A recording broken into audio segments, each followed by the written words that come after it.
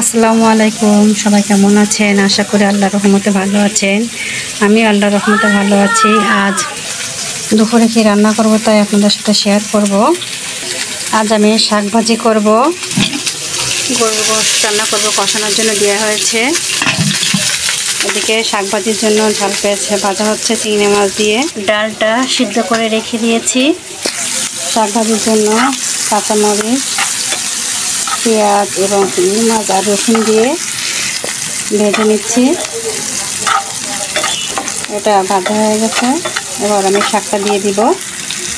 ডালটা ভাজা হয়ে গেছে, এবার আমি শাকটা দিয়ে দিব। শাকটা দিয়ে দিচ্ছি।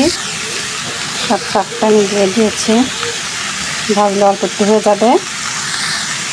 শাক ভাজিটা চিংড়ি মাছ দিয়ে অল্প কিছু লাল শাক দিয়েছে, কিছু হচ্ছে ঝিঙ্গা শাক দিয়ে একসাথে ভাজবো।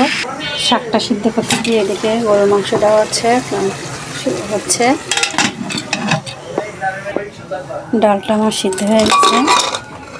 এখন আমি এটা হচ্ছে ঘুটে হচ্ছে ঝাল পেঁয়াজ ও রসুন দিয়ে আছে তেলেতে নিব। নাও, ডালটা এভাবে ঘুটে নিব, নিয়ে সুন্দর করে আমি এখন লবণ, পেঁয়াজ আর রসুন দিয়ে হালকা একটু জিরে দিয়ে একটা তেলে দিয়ে নেব। মাংসটা আমি কষাই নিচ্ছি সুন্দর করে। প্রচুর গরম, রান্না করতে দুই চুলায় রান্না করতে অনেক গরম লাগে। আমি কয়টা শুকনো মরিচ চিড়ে দিয়েছি। মাংসটা আমার কষানো হয়ে যাচ্ছে। এদিকে অল্প একটু কষানোর পর আমি পানি দিয়ে দিব। এদিকে আমার শাক ভাজিটা সিদ্ধ করতে দিয়েছিলাম, সেটা সুন্দর করে সিদ্ধ হয়ে গেছে। এখন এটা একটু নাড়া দিব। শাক ভাজি আমাদের সবাইকে শাক সবজি বেশি বেশি করে খেতে হবে, খালি মাছ মাংস খেলে হবে না। প্রচুর পরিমাণে আমাদের শাক সবজি খেতে হবে, পানি খেতে হবে। শাকটা আমার সিদ্ধ হয়ে গেছে, এখন সুন্দর করে ভাজা ভাজা করে নেব। আমি চিংড়ি মাছ একটু কেটে কেটে দিয়েছি। চিংড়ি মাছের এখন যে প্রচুর দাম, সব জিনিসের প্রচুর দাম হয়ে গেছে, কিন্তু খেতে তো হবে, দাম হলেও তো খেতে হবে। একটু অল্প করে চিংড়ি মাছটা কেটে কেটে দিয়েছি। আমার পছন্দ হয়ে গেছে, এখন আমি পানি দিয়ে দেব।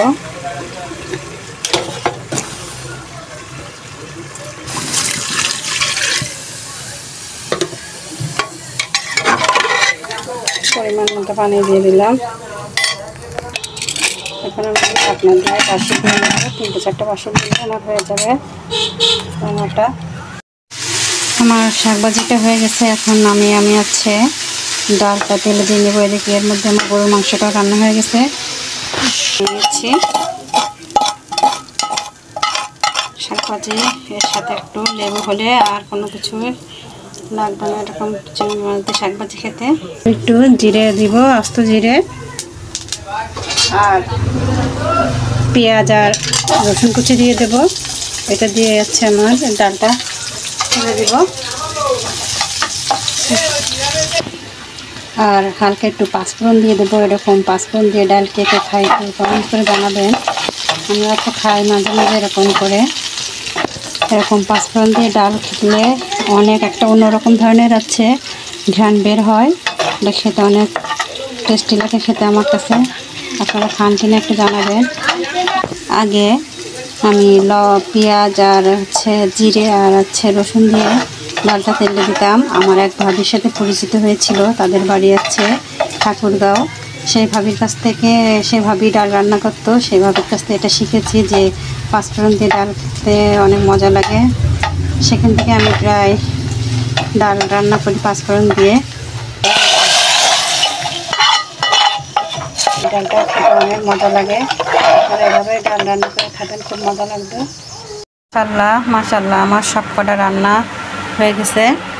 এই যে গরুর মাংসটা রান্না হয়ে গেছে, এদিকে আমার ডাল রান্না হয়ে গেছে। এই ডালটা খেতে অনেক সুন্দর এবং অনেক ঘ্রাণ বের হয় এই যে পাঁচফোড়ন দিয়ে তেলে দিলে। আর শাক ভাজিটা অনেক মজা হয়েছে। ভিডিও যদি ভালো লেগে থাকে সবাই লাইক, কমেন্ট, শেয়ার করবেন এবং অন্যকে দেখার সুযোগ করে দিবেন। আপনি যদি আমার পেজে নতুন হয়ে থাকেন তাহলে আমার পেজটি ফলো দিয়ে রাখবেন এবং সবাই আমার ইউটিউব চ্যানেলটা সাবস্ক্রাইব করে রাখবেন আরও নতুন নতুন ভিডিও দেখার জন্য। এখনই আপনারা সবাই পেজটি ফলো দিয়ে এবং সাবস্ক্রাইব করে রেখে দিবেন। সবাই এভাবে আমাকে ভালোবাসা দিবেন। আল্লাহ হাফেজ, আসসালামু আলাইকুম।